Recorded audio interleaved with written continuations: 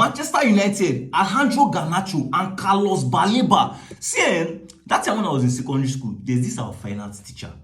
If this woman open mouth call you NFA, no future ambition, see, you need to be scared. Now, that is the same case of Garnacho. Currently, Garnacho is what I call NFA, no future ambition. Garnacho does not know that he has finally used his hand to like put his life in a spoiling direction.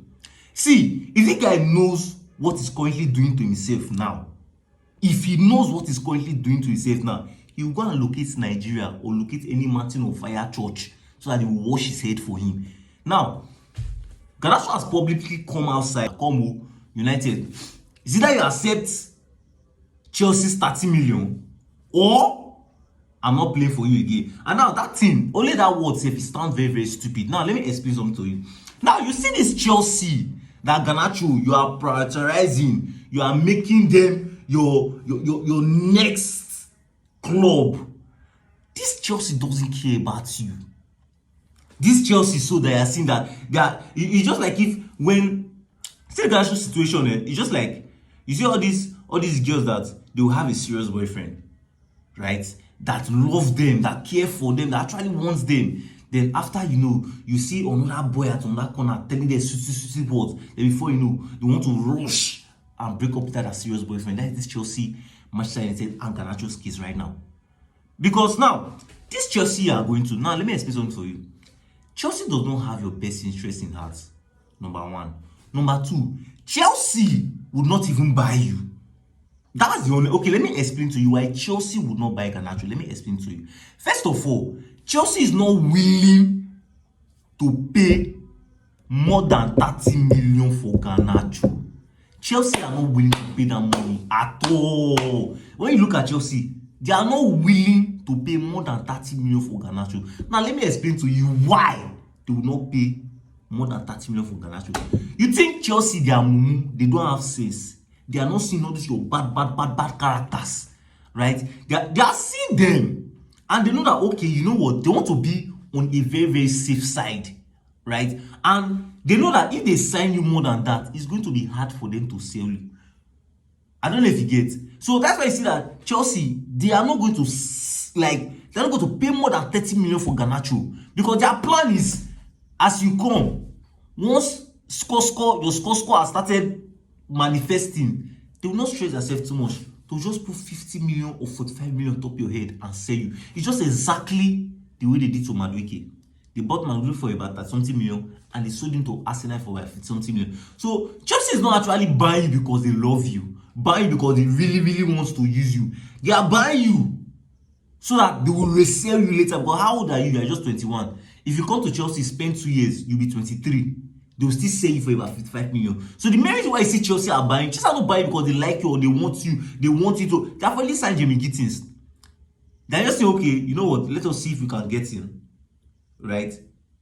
Put him in our team. Then from now till the next like 1 year or 2 years, let's see what's going to happen. If it does not show that Kopama nature, instantly we will sell him for about 55 million. Would not lose. In fact, we even made more gain. So that's why I see that Chelsea are going for this guy. So if Garnacho's mind is Chelsea won, it's a lie. And the truth is that Chelsea are not going to sign Garnacho because United are not ready to allow Garnacho go for anything less than 50 million. Even what are they calling it? Manchester United director Jason Wickov. Jason Wickov has come as I said that if Chelsea let them do anything they want to do, I'm not going to fall for this intimidation, right? And as Garnacho has opened his mouth, his dirty mouth, to say all those nonsense, Garnacho, you see that reserve team that is hungry to sit down. As you want to follow Sancho has influenced you, Abi.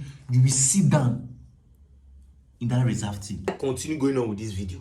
If you have stayed up to this point, please hit the like button. If you haven't subscribed, subscribe. The only reason why you see Manchester United will not get Baleba is if Brighton say, see, no matter what you do, we will not sell. That's the only reason. And now talks has come out that you see Brighton has like put a valuation on this guy of about over 100 million. right? And now, let me give you a reason why I say that. You see, United are actually going to make this deal done. Now, I think last season, Sir Jim Ratcliffe made a statement that once you look like teams like Real Madrid, Chelsea, these guys have 100 million player, right? But we at Manchester United, we don't have that kind of player, right? So now, that is the main reason why I feel that, you see, Sir Jim Ratcliffe and JC Wilcox, normally they value this guy at that amount. So there's every possibility, like almost like 100% probability that, you see, Baleba is going to be a Manchester United player. Now, before I forget, let's talk about Tottenham Hotspur and PSG. You see, Spurs are the most useless team in the Premier League. You know, when Spurs played Liverpool last season, like the second leg, whereby I think they were winning Liverpool 1-0, right? And Liverpool just came back and piped them seriously. I said that these Spurs are currently the most useless team in the Premier League, and they are still the most useless team. Now, it's not you I blame, Spurs. It's Manchester United I blame. Because if Amorim did what he was supposed to do, this thing couldn't have happened. Now you are winning somebody 2-0. 2-0, you are winning somebody 2-0, like you are 2-0 up in a final. 2-0 up in a final. Just pepperly that your 2-0, pepperly and guide them and reach the finish line and win another trophy, so that it will be like if that course of we cannot win a trophy that Postecoglou has broken, we just continue like that. You say no, what happened from 2-0 to 2-2? Like in the last minute, they went to penalty and lost. I said that, you see, this Postecoglou that is sacked there is going to be a bad thing for Spurs. But let's leave this Tottenham. Now let's go back to Manchester United. Now you see Manchester United youngster Sekun Kone. There was an incident that happened yesterday, whereby in the Under-21 Nation League Cup match. Now this guy had a collusion, like a head collusion, with like an area boy was trying to win an area ball, and he had a head collusion with the opponent, and for some minutes he was unconscious. But the good news now is that he's like currently conscious and is responding to Manchester United medical team. But currently, Manchester United has moved him to a proper hospital to check if there's anything, you understand, just to be on the safe side. So like this now, we are wishing Sekun Kone like a very, very quick recovery, because bro, you know that you are going to be our next Casemiro. If you've not still subscribed, kindly hit on the subscribe option. It's going to be on this part of your screen. Smash on the like button, give this video a thumbs up. Stay tuned for our next updates, and you're watching Everything Football.